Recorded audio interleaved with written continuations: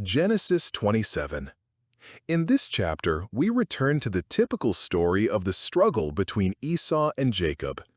Esau had profanely sold the birthright to Jacob, but Esau hopes he shall be never the poorer, nor Jacob the richer, for that bargain, while he preserves his interest in his father's affections and so secures the blessing.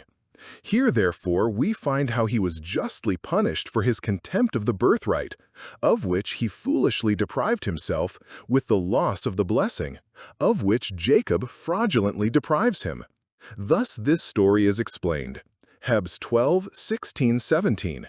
Because he sold the birthright, when he would have inherited the blessing, he was rejected. For those that make light of the name and profession of religion and throw them away for a trifle, thereby forfeit the powers and privileges of it. We have here, Isaac's purpose to entail the blessing upon Esau, verse 1 through 5. Rebekah's plot to procure it for Jacob, verse 6 through 17. 3.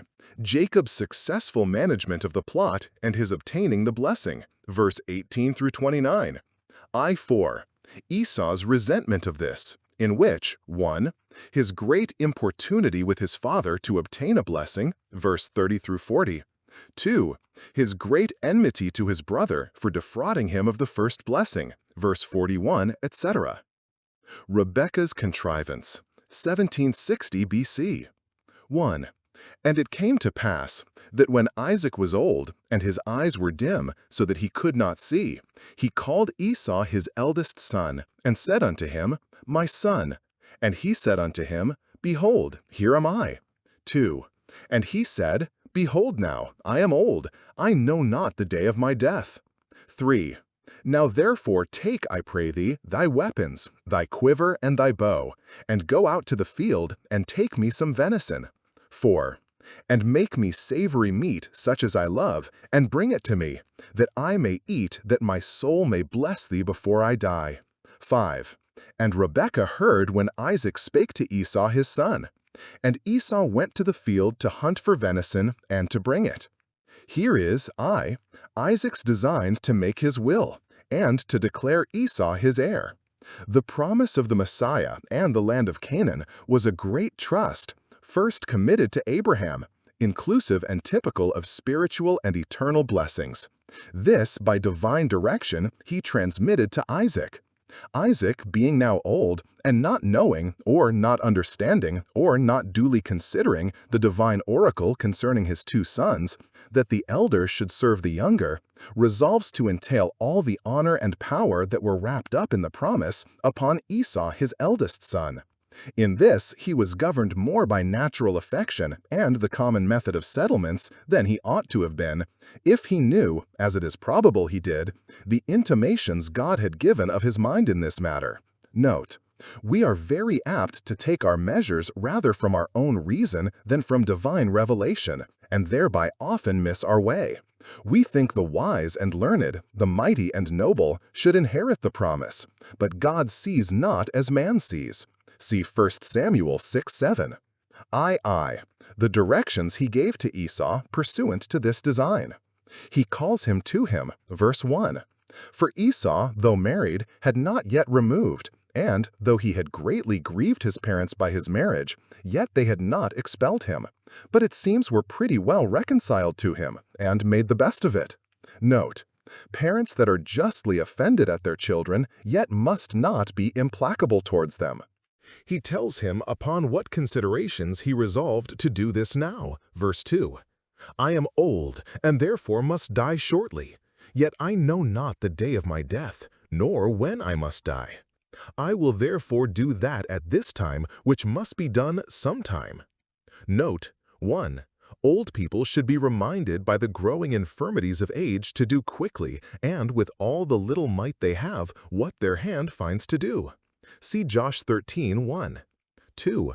The consideration of the uncertainty of the time of our departure out of the world, about which God has wisely kept us in the dark, should quicken us to do the work of the day in its day.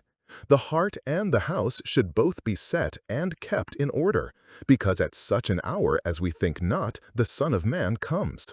Because we know not the day of our death, we are concerned to mind the business of life. He bids him to get things ready for the solemnity of executing his last will and testament, by which he designed to make him his heir. Verse 3-4. Esau must go a-hunting and bring some venison, which his father will eat of, and then bless him. In this he designed not so much the refreshment of his own spirits, that he might give the blessing in a lively manner, as it is commonly taken, but rather the receiving of a fresh instance of his son's filial duty and affection to him, before he bestowed this favor upon him. Perhaps Esau, since he had married, had brought his venison to his wives, and seldom to his father as formerly. Chapter 25-28. And therefore Isaac, before he would bless him, would have him show this piece of respect to him. Note, it is fit, if the less be blessed of the greater, that the greater should be served and honored by the less. He says, that my soul may bless thee before I die. Note, 1. Prayer is the work of the soul, and not of the lips only. As the soul must be employed in blessing God, PS 103:1, so it must be in blessing ourselves and others. The blessing will not come to the heart if it do not come from the heart. 2. The work of life must be done before we die, for it cannot be done afterwards. Ecclesiastes 9:10. And it is very desirable, when we come to die, to have nothing else to do but to die. Isaac lived above 40 years after this. Let none therefore think that they shall die the sooner for making their wills and getting ready for death. 6. And Rebekah spake unto Jacob her son, saying, Behold, I heard thy father speak unto Esau thy brother, saying, Bring me venison, and make me savory meat, that I may eat, and bless thee before the Lord before my death. Now therefore, my son, obey my voice according to that which I command thee. Go now to the flock, and fetch me from thence 2 good kids of the goats, and I will make them savory meat for thy father, such as he loveth. 10. And thou shalt bring it to thy father, that he may eat, and that he may bless thee before his death. 11. And Jacob said to Rebekah his mother, Behold, Esau my brother is a hairy man, and I am a smooth man. 12. My father peradventure will feel me, and I shall seem to him as a deceiver, and I shall bring a curse upon me, and not a blessing. 13. And his mother said unto him, Upon me be thy curse, my son, only obey my voice, and go fetch me them. 14. And he went and fetched, and brought them to his mother, and his mother made savory meat, such as his father loved. 15. And Rebekah took goodly raiment of her eldest son Esau, which were with her in the house, and put them upon Jacob her younger son. 16. And she put the skins of the kids of the goats upon his hands, and upon the smooth of his neck. 17. And she gave the savory meat and the bread which she had prepared into the hand of her son Jacob. Rebekah is here contriving to procure for Jacob the blessing which was designed for Esau. And here, the end was good, for she was directed in this intention by the oracle of God, by which she had been governed in dispensing her affections. God had said it should be so, that the elder should serve the younger, and therefore Rebekah resolves it shall be so, and cannot bear to see her husband designing to thwart the oracle of God. But, the means were bad and no way justifiable.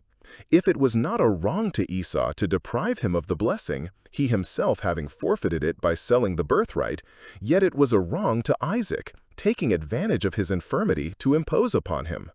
It was a wrong to Jacob too, whom she taught to deceive, by putting a lie into his mouth, or at least by putting one into his right hand. It would likewise expose him to endless scruples about the blessing, if he should obtain it thus fraudulently, whether it would stand him or his in any stead, especially if his father should revoke it upon the discovery of the cheat, and plead, as he might, that it was nulled by an error persona, a mistake of the person. He himself also was aware of the danger, lest, verse 12, if he should miss of the blessing, as he might probably have done, he should bring upon himself his father's curse, which he dreaded above anything. Besides, he laid himself open to that divine curse which is pronounced upon him that causeth the blind to wander out of the way. Deuteronomy 27:18. If Rebekah, when she heard Isaac promise the blessing to Esau, had gone, at his return from hunting, to Isaac, and, with humility and seriousness, put him in remembrance of that which God had said concerning their sons, if she further had shown him how Esau had forfeited the blessing, both by selling his birthright and by marrying strange wives, it is probable that Isaac would have been prevailed upon, knowingly and wittingly, to confer the blessing upon Jacob, and needed not thus to have been cheated into it. This would have been honorable and laudable, and would have looked well in the history. But God left her to herself to take this indirect course, that he might have the glory of bringing good out of evil, and of serving his own purposes by the sins and follies of men, and that we might have the satisfaction of knowing that though there is so much wickedness and deceit in the world, God governs it according to his will, to his own praise. See Job 12:16. With him are strength and wisdom, the deceived and the deceiver are his. Isaac had lost the sense of seeing, which, in this case, could not have been imposed upon, Providence having so admirably well ordered the difference of features that no two faces are exactly alike. Conversation and commerce could scarcely be maintained if there were not such a variety. Therefore she endeavors to deceive. 1. His sense of tasting, by dressing some choice pieces of kid, seasoning them, serving them up, so as to make him believe they were venison. This it was no hard matter to do. See the folly of those that are nice and curious in their appetite, and take a pride in humoring it. It is easy to impose upon them with that which they pretend to despise and dislike. So little perhaps does it differ from that to which they give a decided preference. Solomon tells us that dainties are deceitful meat, for it is possible for us to be deceived by them in more ways than one. Prov 23:32. 2. His sense of feeling and smelling. She put Esau's clothes upon Jacob, his best clothes, which, it might be supposed, Esau would put on in token of joy and respect to his father when he was to receive the blessing. Isaac knew these by the stuff, shape, and smell to be Esau's. If we would obtain a blessing from our Heavenly Father, we must come for it in the garment of our elder brother, clothed with his righteousness, who is the firstborn among many brethren. Lest the smoothness and softness of Jacob's hands and neck should betray him, she covered them, and probably part of his face, with the skins of the kids that were newly killed. Verse 16. Esau was rough indeed, when nothing less than these would serve to make Jacob like him. Those that affect to seem rough and rugged in their carriage put the beast upon the man, and really shame themselves by thus disguising themselves. And lastly, it was a very rash word which Rebekah spoke when Jacob objected the danger of a curse.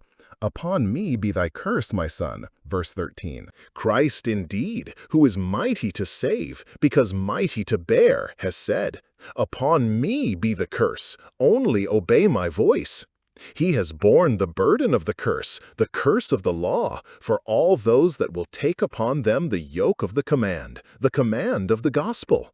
But it is too daring for any creature to say, Upon me be the curse, unless it be that curse causeless, which we are sure shall not come. Proverbs 26:2. The fraud of Jacob, 1760 BC. 18. And he came unto his father, and said, My father. And he said, Here am I. Who art thou, my son? 19. And Jacob said unto his father, I am Esau thy firstborn. I have done according as thou badest me. Arise, I pray thee, sit and eat of my venison, that thy soul may bless me. 20. And Isaac said unto his son, How is it that thou hast found it so quickly, my son? And he said, Because the Lord thy God brought it to me. 21. And Isaac said unto Jacob, Come near, I pray thee, that I may feel thee, my son, whether thou be my very son Esau or not. 22. And Jacob went near unto Isaac his father, and he felt him, and said, The voice is Jacob's voice, but the hands are the hands of Esau. 23. And he discerned him not, because his hands were hairy, as his brother Esau's hands. So he blessed him. 24. And he said, Art thou my very son Esau? And he said, I am. 25. And he said, Bring it near to me, and I will eat of my son's venison, that my soul may bless thee. And he brought it near to him, and he did eat. And he brought him wine, and he drank. 26. And his father Isaac said unto him, Come near now, and kiss me, my son. 27. And he came near, and kissed him, and he smelled the smell of his raiment, and blessed him, and said, See, the smell of my son is as the smell of a field which the Lord hath blessed. 28. Therefore God give thee of the dew of heaven, and the fatness of the earth, and plenty of corn and wine. 29. Let people serve thee, and nations bow down to thee. Be Lord over thy brethren, and let thy mother's sons bow down to thee. Cursed be every one that curseth thee, and blessed be he that blesseth thee. Observe here, the art and assurance with which Jacob managed this intrigue. Who would have thought that this plain man could have played his part so well in a design of this nature? His mother having put him in the way of it and encouraged him in it, he dexterously applied himself to those methods which he had never accustomed himself to, but had always conceived an abhorrence of. Note, lying is soon learnt. The psalmist speaks of those who, as soon as they are born, speak lies. PS 58:3, Jer 9:5. I wonder how honest Jacob could so readily turn his tongue to say, verse 19, I am Esau thy firstborn. Nor do I see how the endeavor of some to bring him off with that equivocation, I am made thy firstborn, namely by purchase, does him any service. For when his father asked him, verse 24, Art thou my very son Esau? He said, I am. How could he say, I have done as thou badest me, when he had received no command from his father, but was doing as his mother bade him? How could he say, Eat of my venison, when he knew it came not from the field, but from the fold? But especially, I wonder how he could have the assurance to father it upon God, and to use his name in the cheat. Verse 20, The Lord thy God brought it to me. Is this Jacob? Is this Israel indeed without guile? It is certainly written not for our imitation, but for our admonition. Let him that thinks he stands take heed lest he fall. Good men have sometimes failed in the exercise of those graces for which they have been most eminent. 2. The success of this management. Jacob with some difficulty gained his point and obtained the blessing. 1. Isaac was at first dissatisfied and would have discovered the fraud if he could have trusted his own ears, for the voice was Jacob's voice, verse 22. Providence has ordered a strange variety of voices as well as faces, which is also of use to prevent our being imposed upon, and the voice is a thing not easily disguised nor counterfeited. This may be alluded to illustrate the character of a hypocrite. His voice is Jacob's voice, but his hands are Esau's. He speaks the language of a saint, but does the works of a sinner. But the judgment will be, as here, by the hands. 2. At length he yielded to the power of the cheat, because the hands were hairy, verse 23, not considering how easy it was to counterfeit that circumstance. And now Jacob carries it on dexterously, sets his venison before his father, and waits at table very officiously till dinner is done, and the blessing comes to be pronounced in the close of this solemn feast. That which in some small degree extenuates the crime of Rebekah and Jacob is that the fraud was intended not so much to hasten the fulfilling as to prevent the thwarting of the oracle of God. The blessing was just going to be put upon the wrong head, and they thought it was time to bestir themselves. Now let us see how Isaac gave Jacob his blessing, verses 26 through 29. 1. He embraced him in token of a particular affection to him. Those that are blessed of God are kissed with the kisses of his mouth, and they do by love and loyalty kiss the Son, PS 2:12. 2. He praised him. He smelt the smell of his raiment, and said, See, the smell of my son is as the smell of a field which the Lord hath blessed. That is like that of the most fragrant flowers and spices. It appeared that God had blessed him, and therefore Isaac would bless him. 3. He prayed for him, and therein prophesied concerning him. It is the duty of parents to pray for their children and to bless them in the name of the Lord, and thus, as well as by their baptism, to do what they can to preserve and perpetuate the entail of the covenant in their families. But this was an extraordinary blessing, and Providence so ordered it that Isaac should bestow it upon Jacob ignorantly and by mistake, that it might appear he was beholden to God for it and not to Isaac. 3 things Jacob is here blessed with. 1. Plenty, verse 28, heaven and earth concurring to make him rich. 2. Power, verse 29, particularly dominion over his brethren, namely Esau and his posterity. 3. Prevalency was God, and a great interest in heaven. Cursed by every one that curseth thee, and blessed be he that blesseth thee. Let God be a friend to all thy friends, and an enemy to all thy enemies. More is certainly comprised in this blessing than appears prima facie, at first sight. It must amount to an entail of the promise of the Messiah and of the Church. This was, in the patriarchal dialect, the blessing. Something spiritual, doubtless, is included in it.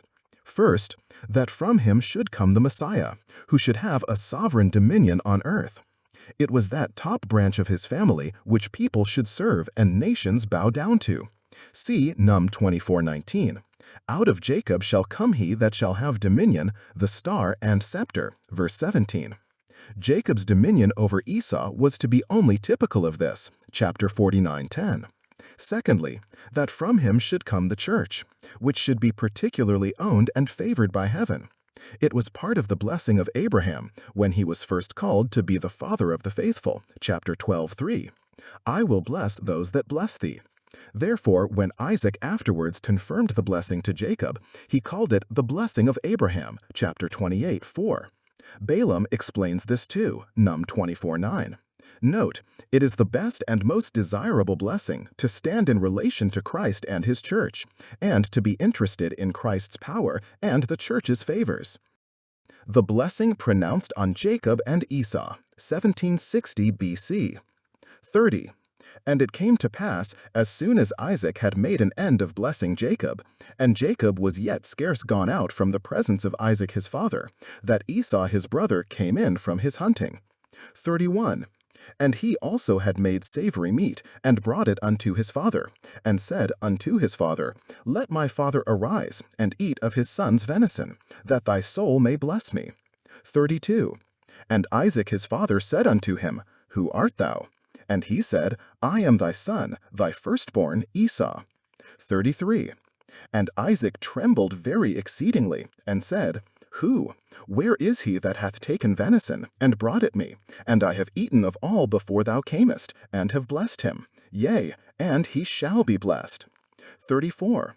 And when Esau heard the words of his father, he cried with a great and exceeding bitter cry, and said unto his father, Bless me, even me also, O my father.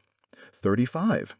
And he said, Thy brother came with subtlety, and hath taken away thy blessing. 36. And he said, Is not he rightly named Jacob? For he hath supplanted me these 2 times. He took away my birthright, and behold, now he hath taken away my blessing. And he said, Hast thou not reserved a blessing for me? 37. And Isaac answered and said unto Esau, Behold, I have made him thy lord, and all his brethren have I given to him for servants, and with corn and wine have I sustained him. And what shall I do now unto thee, my son? 38. And Esau said unto his father, Hast thou but one blessing, my father? Bless me, even me also, O my father. And Esau lifted up his voice, and wept. 39. And Isaac his father answered and said unto him, Behold, thy dwelling shall be the fatness of the earth, and of the dew of heaven from above. 40. And by thy sword shalt thou live, and shalt serve thy brother.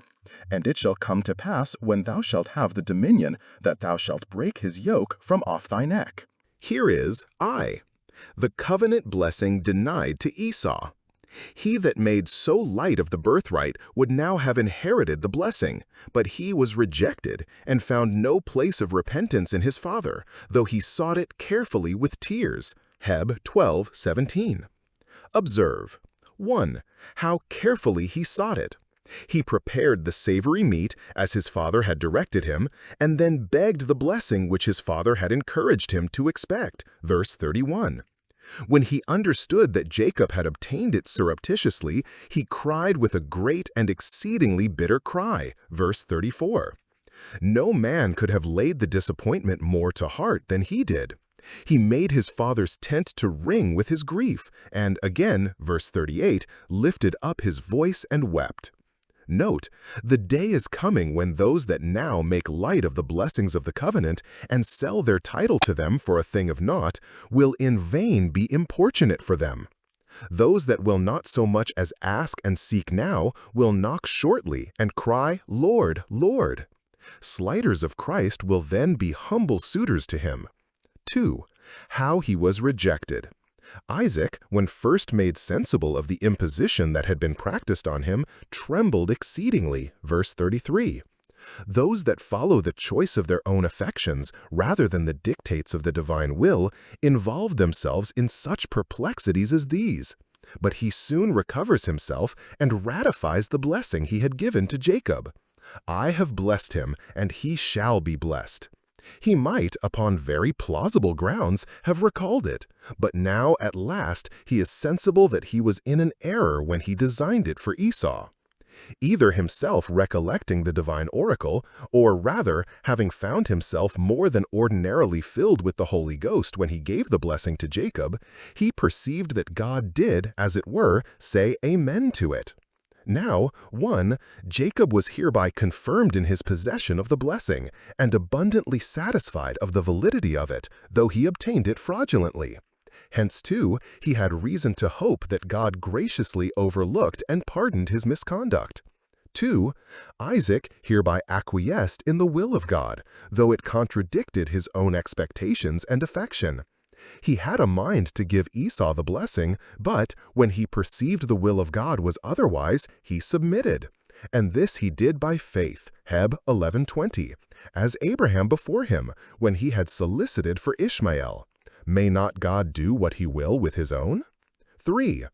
Esau hereby was cut off from the expectation of that special blessing which he thought to have preserved to himself when he sold his birthright. We, by this instance, are taught, 1. That it is not of him that willeth, nor of him that runneth, but of God that showeth mercy, Rom 9:16. The apostle seems to allude to this story. Esau had a good will to the blessing and ran for it, but God that showed mercy designed it for Jacob, that the purpose of God according to election might stand, verse 11. The Jews, like Esau, hunted after the law of righteousness, verse 31, yet missed of the blessing of righteousness because they sought it by the works of the law, verse 32. While the Gentiles, who, like Jacob, sought it by faith in the oracle of God, obtained it by force with that violence which the kingdom of heaven suffers. See Matthew 11:12. 2. That those who undervalue their spiritual birthright and can afford to sell it for a morsel of meat forfeit spiritual blessings, and it is just with God to deny them those favors they were careless of. Those that will part with their wisdom and grace, with their faith and a good conscience, for the honors, wealth, or pleasures of this world, however they may pretend a zeal for the blessing, have already judged themselves unworthy of it, and so shall their doom be. 3. That those who lift up hands in wrath lift them up in vain.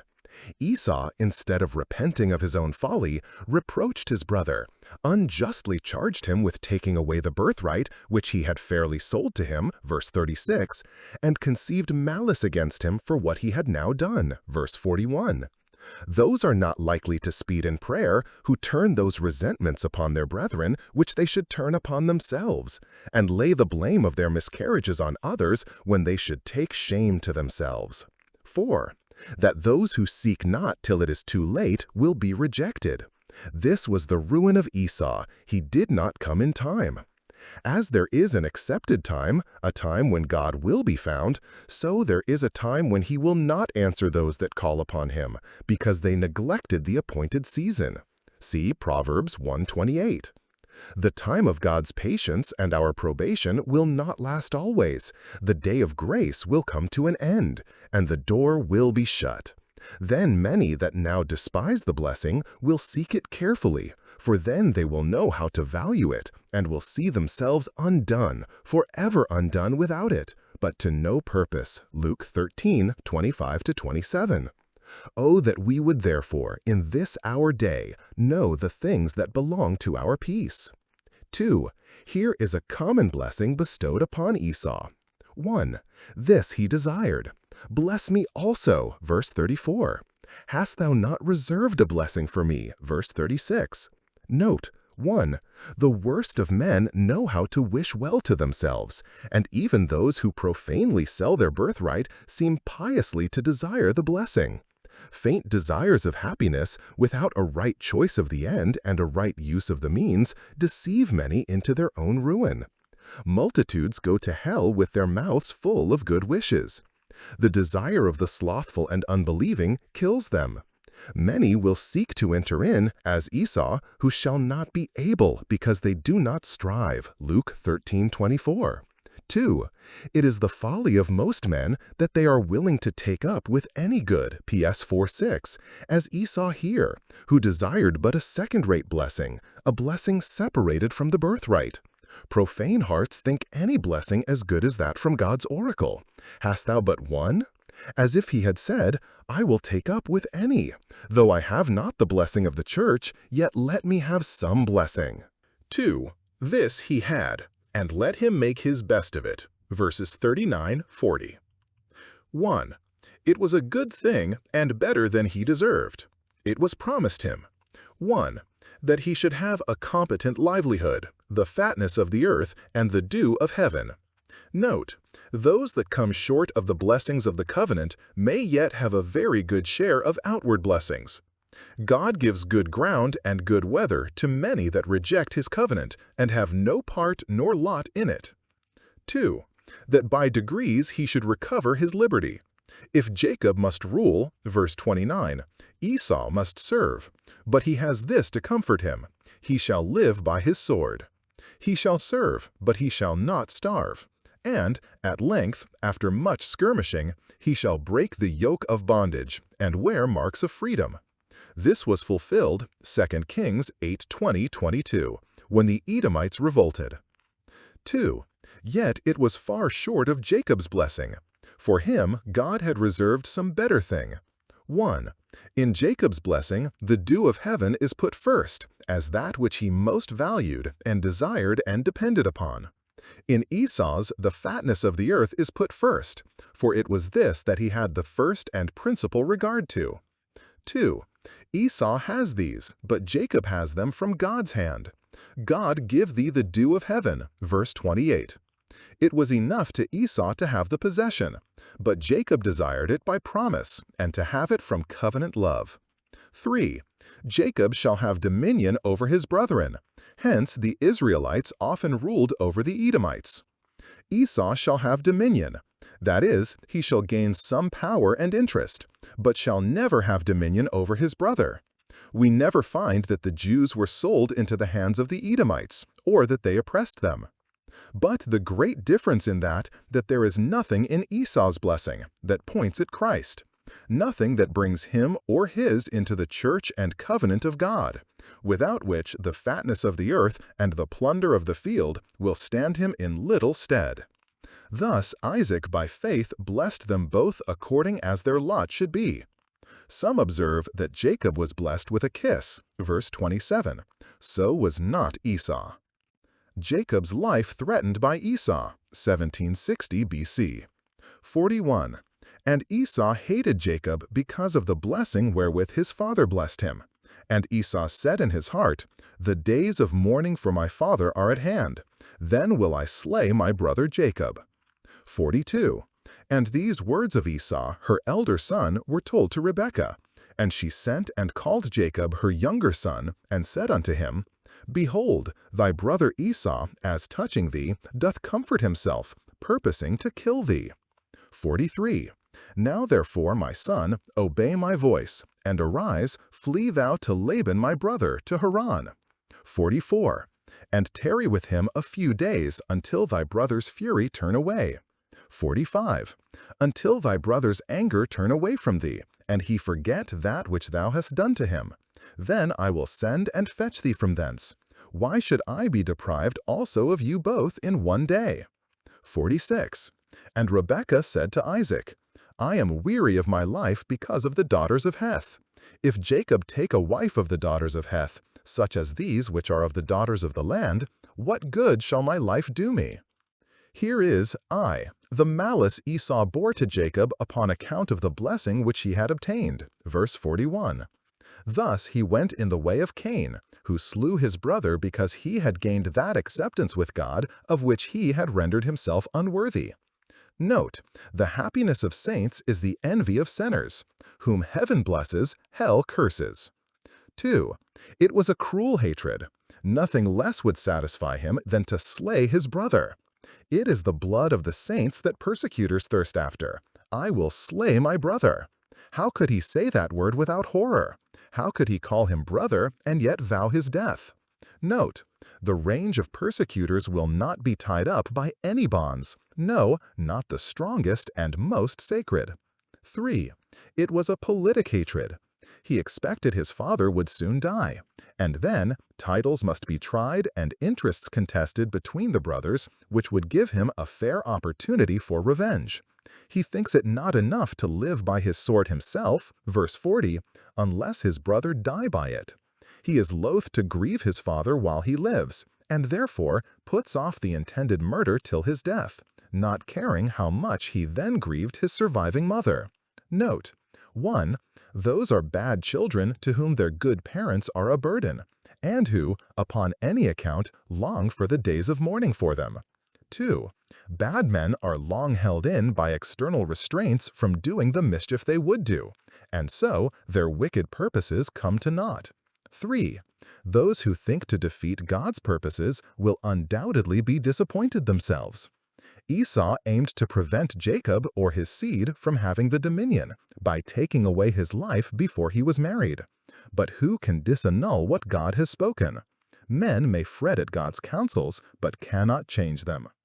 The method Rebekah took to prevent the mischief. She gave Jacob warning of his danger and advised him to withdraw for a while and shift for his own safety. She tells him what she heard of Esau's design, that he comforted himself with the hope of an opportunity to kill his brother, verse 42. Would one think that such a bloody, barbarous thought as this could be a comfort to a man? If Esau could have kept his design to himself, his mother would not have suspected it. But men's impudence in sin is often their infatuation, and they cannot accomplish their wickedness because their rage is too violent to be concealed, and a bird of the air carries the voice. Observe here, 1. What Rebekah feared, lest she should be deprived of them both in one day, verse 45. Deprived not only of the murdered, but of the murderer, who either by the magistrate or by the immediate hand of God would by sacrifice to justice, which she herself must acquiesce in and not obstruct. Or, if not so, yet thenceforward she would be deprived of all joy and comfort in him. Those that are lost to virtue are in a manner lost to all their friends. With what pleasure can a child be looked upon that can be looked upon as no other than a child of the devil? 2. What Rebekah hoped, that, if Jacob for a while kept out of sight, the affront which his brother resented so fiercely would by degrees go out of mind. The strength of passions is weakened and taken off by the distances both of time and place. She promised herself that his brother's anger would turn away. Note, yielding pacifies great offenses, and even those that have a good cause and God on their side must yet use this with other prudent expedients for their own preservation. She impressed Isaac with an apprehension of the necessity of Jacob's going among her relations upon another account, which was to take a wife, verse 46. She would not tell him of Esau's wicked design against the life of Jacob, lest it should trouble him, but prudently took another way to gain her point. Isaac saw as uneasy as he was to Esau's being unequally yoked with Hittites, and therefore, with a very good color of reason, she moves to have Jacob married to one that was better principled. Note, one miscarriage should serve as a warning to prevent another. Those are careless indeed that stumble twice at the same stone. Yet Rebekah seems to have expressed herself somewhat too warmly in the matter when she said, "What good will my life do me if Jacob marry a Canaanite?" Thanks be to God, all our comfort is not lodged in one hand. We may do the work of life and enjoy the comforts of life, though everything do not fall out to our mind, and though our relations be not in all respects agreeable to us. Perhaps Rebekah spoke with this concern because she saw it necessary for the quickening of Isaac to give speedy orders in this matter. Observe, though Jacob was himself very towardly and well fixed in his religion, yet he had need to be put out of the way of temptation. Even he was in danger both of following the bad example of his brother and of being drawn into a snare by it. We must not presume too far upon the wisdom and resolution, no, not of those children that are most hopeful and promising, but care must be taken to keep them out of harm's way.